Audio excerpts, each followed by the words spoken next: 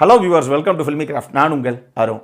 இந்த எபிசோடில் நம்ம பார்க்க போகிற படம் 2017 ஒரு ஹங்கேரியன் கிரைம் ஆக்ஷன் த்ரில்லர் படமாக வெளியான தி விஸ்கி பண்டிட். இப்போது இந்த படத்துடைய ஒன்லைன் ஸ்டோரி என்ன அப்படின்னு நம்ம பார்த்துடலாம்.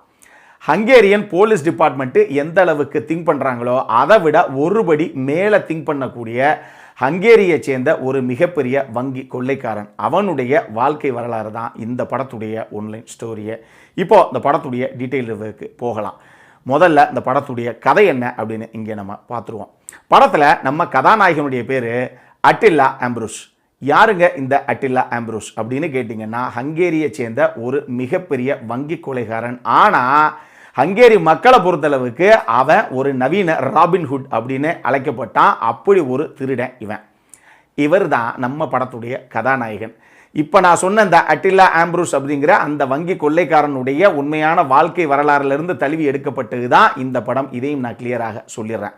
படத்துடைய ஆரம்பத்திலேயே நம்ம படத்துடைய கதாநாயகனை போலீஸ் டிபார்ட்மெண்ட் அரெஸ்ட் பண்ணிடுது. இன்ட்ராகேஷன் ரூமில் உட்கார வச்சு விசாரிக்கிறாங்க. உண்மையை சொல்லுங்கள் தம்பி, எப்படி மாட்டினீங்க, இதுக்கு முன்னாடி எவ்வளோ சம்பவத்தை பண்ணீங்க, இவ்வளோ கேஸ் உங்கள் மேலே ஃபைல் ஆகிருக்கு அப்படின்னு சொல்லி அந்த விசாரிக்கிற அந்த போலீஸ் ஆஃபீஸர் கேட்கும்போது நேராக டப்புன்னு சீனை அங்கே கட் பண்ணுறாங்க. நேராக 1980க்கு கதைக்களம் பறக்குது.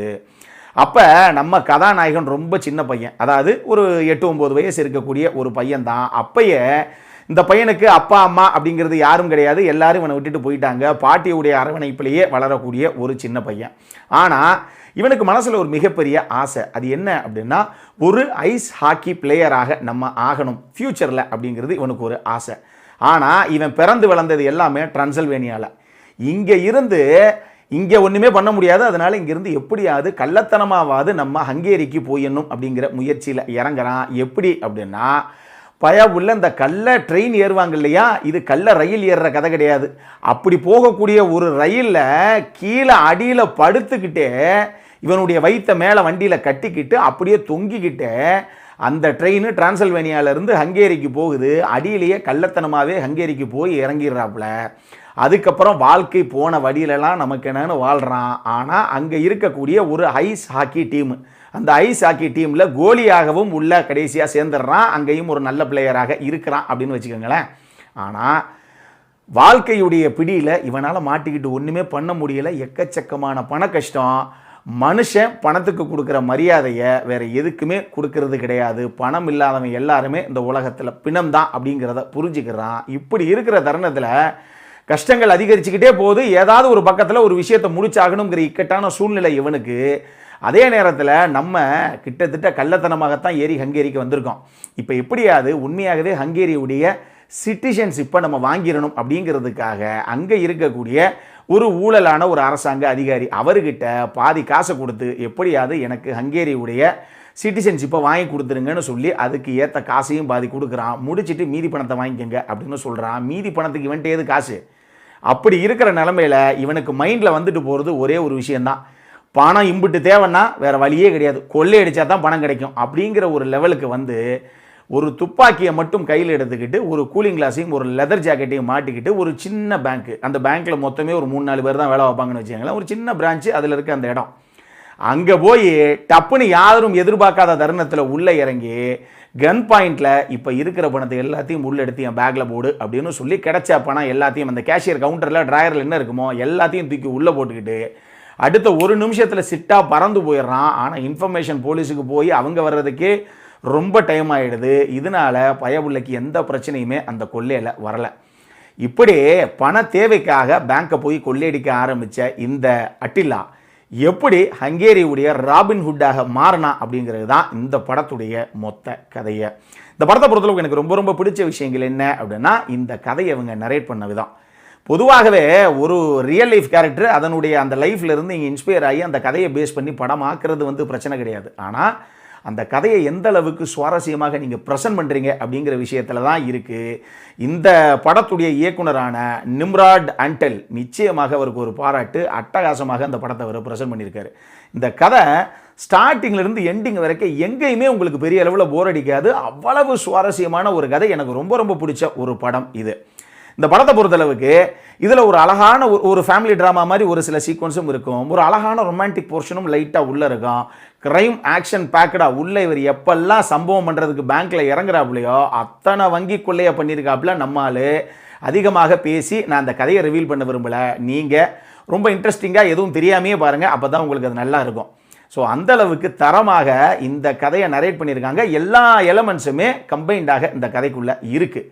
அதே மாதிரியே இந்த படத்தில் பென்சி சாலே அப்படிங்கிற அந்த ஆக்டர் தான் இந்த அட்டில்லா ஆம்ப்ரூஸ் அப்படிங்கிற இந்த நம்ம ஹீரோவுடைய கதாபாத்திரத்தை ப்ளே பண்ண நபர் அட்டகாசம் பண்ணியிருப்பாப்புல. அதுவும் ஒரு சில இடங்களில் ஒரு சில பேரை நம்பி இவர் ஏமாறும் போது அந்த தருணங்கள் ஆகட்டும், அதே மாதிரி இந்த வங்கி கொள்ளையில் உள்ளே இறங்கி சும்மா ஸ்டைலிஷாக களத்தில் இறங்கி அப்படி பண்ணுவாப்புலே அந்த சீன் ஆகட்டும், எல்லாத்தையும் தெரிக்க விட்டுருவாப்புல. சரியான ஒரு பர்ஃபார்மன்ஸ் அவர்கிட்ட இருந்து. ஈவன் எல்லாருமே நீட்டான ஒரு பர்ஃபார்மன்ஸை பண்ணியிருப்பாங்க.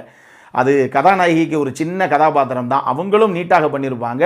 இவரை இன்ட்ராகேட் பண்ணுற அந்த போலீஸ் ஆஃபீஸருடைய கதாபாத்திரம் அவரும் செமத்தியாக பண்ணியிருப்பார். நீங்கள் பாருங்கள், அட்டகாசமான ஒரு பர்ஃபார்மன்ஸு எல்லாருக்கிட்டையும் இருந்து. எடிட்டிங்கில் நீங்கள் குறிப்பிட்டே ஆகணும், இவர் முதல் தடவை ஒரு பேங்கை கொள்ளையடிச்சிடறார், ரைட்டு. அடுத்தடுத்து இவர் பண்ணியிருக்காரு அத்தனை கொள்ளை. இவ்வளவையும் காட்டணும் அப்படின்னா ஆடியன்ஸுக்கு பொறுமையை சோதிக்கிற விஷயமாக மாறிடும் இல்லையா? அதனால் முதல் கொள்ளையில் இவரை காலை வச்சு சக்ஸஸ்ஃபுல்லாக ஆயிட்டார் அப்படின்னதுக்கப்புறம் அடுத்தடுத்து எப்படி கொள்ளைகளை பண்ணாங்க அப்படிங்கிறத ஒரு 3 நிமிஷத்துக்குள்ளே மாண்டாஜஸாக கட் பண்ணியிருப்பாங்க. சும்மா வேறு லெவலுக்கு எடிட்டிங் தெரிச்சிருக்கும் அந்த சீனு. பாருங்கள், அவ்வளவு சுவாரஸ்யமாக, ஏங்க இவ்வளோ பெரிய சம்பவத்தை டப்புன்னு சொல்லிட்டாப்ல 2 நிமிஷத்தில் அப்படிங்கிற ஒரு ஃபீலை நம்ம கொடுத்துருப்பார் எடிட்டரு. அந்தளவுக்கு தாறுமாறான நரேஷன் அந்த மாண்டாஜ். அதுக்கு பேக்ரவுண்ட் ஸ்கோரிங்லாம் வேறு லெவலுக்கு தெரிக்க விட்டுருப்பாப்புல படத்துடைய மியூசிக் டைரக்டர். நீங்கள் பாருங்கள். இது போக இந்த படத்துடைய சினிமோட்டோகிராஃபி, போலீஸ்கிட்ட இருந்து தப்பிச்சு ஒரு பெரிய பில்டிங் அது இருக்கும், அத்தனை மாடி, அதோடைய டெரேஸில் போய் நம்ம கதாநாயகன் மாட்டிப்பாப்புல. இங்கேருந்து எப்படி தப்பிக்கணும் அப்படிங்கும்போது இவருடைய காலுக்கு கீழே கூடி போய் தலைக்கு மேலே வந்து ஃபேஸுக்கு முன்னாடி வந்து நிற்கும் அந்த ட்ரான் ஷாட்டு. அட்டகாசமாக இருக்கும் அந்த ஃப்ரேமிங்கு. இந்த மாதிரி இந்த கதையை எந்த அளவுக்கு சுவாரஸ்யப்படுத்த முடியுமோ அந்த அளவுக்கு விஷுவலி அப்பீலிங்காக சூப்பராக பண்ணியிருக்கார் சினிமோட்டோகிராஃபரு. இதையும் நான் குறிப்பிட்டே ஆகணும், சினிமோட்டோகிராஃபி இந்த படத்திற்கு அவ்வளவு பெரிய பலம். இது எல்லாம் தாண்டி ஒரு சூப்பரான மேட்ரு. இந்த படத்தில் ஒரு குறிப்பிட்ட சீனில் எப்பயுமே இவர் தனியாக தான் திருட போவார். ஒரே ஒரு இடத்துல ஒரு டாக்ஸி டிரைவரை நீங்கள் வெளியே வெயிட் பண்ணுங்கள், நான் போயிட்டு வர்றேன் அப்படின்னு சொல்லிட்டு போவாப்புல. அந்த டாக்ஸி டிரைவர் வண்டியில் ஏறி கடைசியாக தப்பிச்சு போகிற மாதிரி ஒரு காட்சி அமைப்பு ஒன்று இருக்குது. இதில் அந்த டாக்ஸி டிரைவராக ஒரு நபர் வந்திருப்பார் இல்லையா, அவர் தான் ஒரிஜினலாக அந்த அட்டில்லா ஆம்ப்ரூஸ். அந்த ஹங்கேரியுடைய ராபின்ஹுட்டாக இருந்த ஒரிஜினல் நபர் ஜெயிலெலாம் இருந்து வெளியே வந்ததுக்கப்புறம் இந்த படத்தில் அந்த ரோலை பண்ணியிருப்பார் டாக்ஸி டிரைவராக. பாருங்கள், செம்மையான சீனு அது. அடல் கார்னட்டை பொறுத்த அளவுக்கு தேவையே இல்லாத ஒரு சீனை வச்சு இந்த படத்தை ஃபேமிலியோட பார்க்க முடியாமல் பண்ணிட்டாங்கப்பா. அட்டகாசமான ஒரு படம், ஆனால் நீங்கள் ஃபேமிலியோட பார்க்க முடியாது. இந்த படத்துடைய யூடியூப் லிங்க்கை நான் கீழே உங்களுக்கு டிஸ்கிரிப்ஷனில் விடுறேன். சப்டைட்டில்ஸோடு அவைலபிளாக இருக்குது. உங்களுக்கு தெரியும், சரசரன்னு பார்க்க ஆரம்பிச்சிங்கன்னா டப்புன்னு அந்த வீடியோ ப்ரைவேட் ஆகிரும், இல்லை காணாமல் போயிடும். பொறுப்பு நான் கிடையாது, பார்க்கணுங்கிறவங்களாம் சட்டுன்னு பார்த்துக்கோங்க. செம்மையான படம். நம்மளுடைய வேவ்லென்த் ரசிகர்களுக்கெல்லாம் அந்த படம் பிடிச்சே தீரும், நீங்கள் யோசிக்கவே தேவையில்லை, நோ செகண்ட் தாட்ஸ். இந்த படத்திற்கு ஃபில்மிகிராஃப்ட் கொடுக்கக்கூடிய ரேட்டிங் 7.5 out of 10. இப்போ நம்மளுடைய அடுத்த செக்மெண்ட்டான இன்ட்ரெஸ்டிங் ஃபேக்ட்ஸ் அபவுட் தி மூவிக்கு போகலாம்.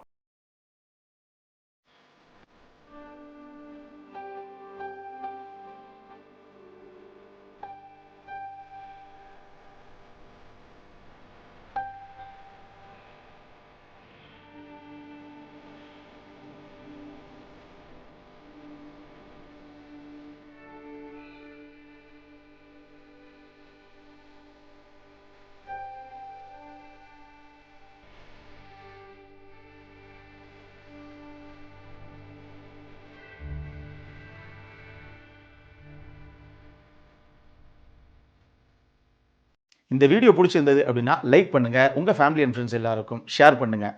உங்களுடைய கருத்துக்கள் எதுவாக இருந்தாலும் கீழே இருக்கக்கூடிய கமெண்ட் செக்ஷனில் பதிவிடுங்க.